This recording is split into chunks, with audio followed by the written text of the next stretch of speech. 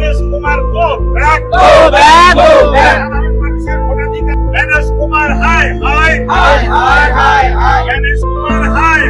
high Ganesh কুমারকে অবিলম্বে সমস্ত ভোটাধিকার ফিরিয়ে দিতে হবে এই বাংলা নিয়ে ষড়যন্ত্র মানছি না মানবো না এই নির্বাচন কমিশনের ষড়যন্ত্র মানছি না